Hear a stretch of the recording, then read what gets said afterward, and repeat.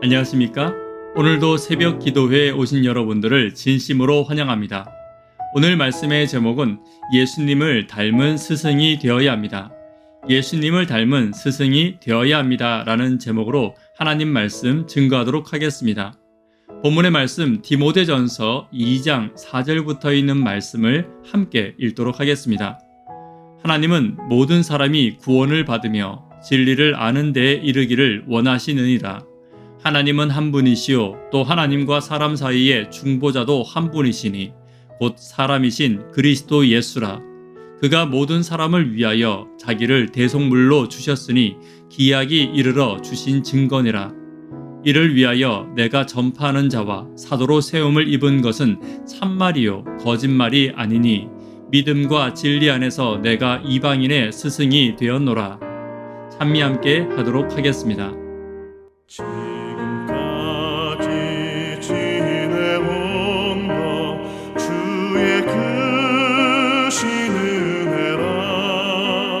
한이 없는 주의 사랑 어찌 이루 말하랴. 자나깨나 주의 손이 항상 살펴주시고 모든 일을 주 안에서 형통하게 하시네. 하나님은 모든 사람이 진리를 알고 구원받기를 원하십니다. 그리고 그 모든 사람에게는 나도 포함되어 있고 하나님은 내가 구원받기를 원하시는 것입니다. 그러나 모두를 위해, 모두의 구원을 위해 십자가를 지셨지만 구원을 받아들이는 지식은 모두에게 있는 것은 아닙니다. 진리를 알고 구원받는 지식은 하나님의 성령이 그에게 역사해야 하며 성령을 받아들이는 자만이 가지고 있을 수 있는 것입니다. 하나님은 끊임없이 나를 구원하는 진리의 지식을 나누고 계시며 진리의 성령이 내 속에 역사하여 내가 구원받기를 원하시는 것입니다. 나를 구원하시는 하나님의 성령의 초청에 손잡는 저와 여러분 되기를 간절히 바랍니다.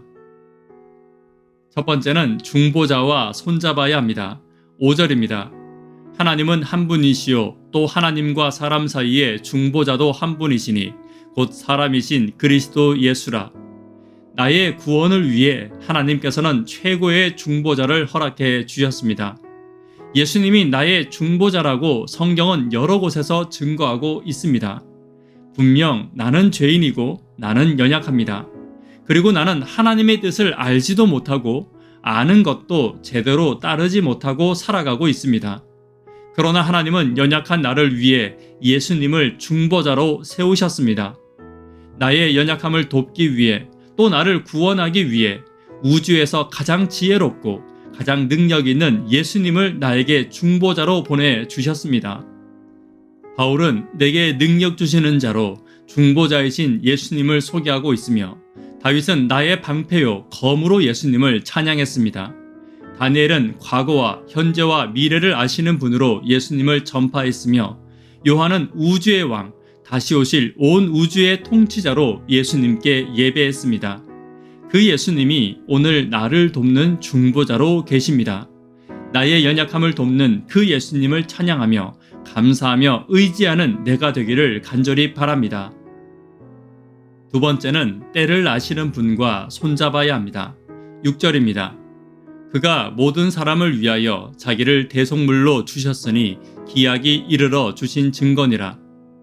사람에게는 때가 중요합니다. 어떤 것이든 때를 놓치고 기회를 놓치는 것이 가장 안타깝습니다. 그러나 사람은 그 때를 잘 알지 못합니다. 그러나 하나님은 알고 계십니다. 내가 움직이고 내가 전할 때를 하나님은 분명히 알고 계십니다. 저와 여러분들에게도 하나님의 성령의 음성이 들릴 때가 분명히 있습니다. 저도 목회를 하면서 성령의 음성이 들릴 때가 있습니다.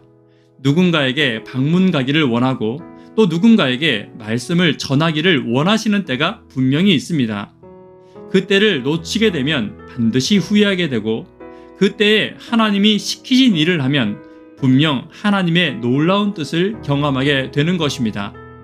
오늘 때를 아시는 하나님의 음성에 귀를 기울이고 하나님의 때에 따라 움직이는 저와 여러분 되기를 간절히 바랍니다. 세 번째는 하나님과 손잡기 위해 사도와 전파자로 세움을 입었습니다. 7절입니다. 이를 위하여 내가 전파하는 자와 사도로 세움을 입은 것은 참말이요 거짓말이 아니니 믿음과 진리 안에서 내가 이방인의 스승이 되었노라. 연약한 내가 사도와 전파자로서의 사명을 감당하는 것은 불가능한 일입니다. 그러나 하나님은 나의 연약함을 돕기 위해 중보자를 보내주셨고 또 때를 모르는 나에게 때를 알려주기 위해 성령을 보내주셨습니다. 내가 하나님이 보내주신 예수님과 성령을 의지하여 나의 사명을 감당한다면 더 깊이 예수님을 체험하고 더 깊이 성령을 경험하게 될 것입니다.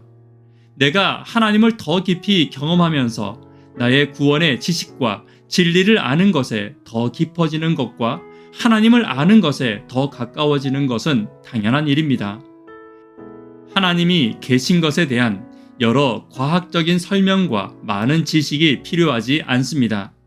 내가 느끼고 내가 체험한 지식과 간증들이 가장 확실한 지식과 증거가 될 것입니다. 네 번째, 하나님의 구원과 손잡기 위해 나를 믿음의 스승으로 세워주셨습니다. 7절에 믿음과 진리 안에서라는 말은 믿음과 진리의 스승이라는 말과 같은 말입니다. 내가 믿음의 스승으로 진리의 스승으로 살아가기 위해서는 그에 맞는 인격과 품성이 있어야 합니다. 그리고 진리와 믿음의 모본 대신 예수님의 모습과 닮아 있는 것이 가장 중요합니다. 하나님이 자격 없는 나를 진리의 스승으로 세워주신 것은 내가 더 예수님을 닮을 수 있는 특권과 축복과 기회를 주신 것입니다. 할 수만 있으면 진리와 믿음의 스승들이 되기를 간절히 바랍니다. 가르치는 데 목적이 있는 것이 아닙니다. 내가 더 예수님을 닮고 내가 더 깊이 성령의 도움을 체험하기 위해서입니다.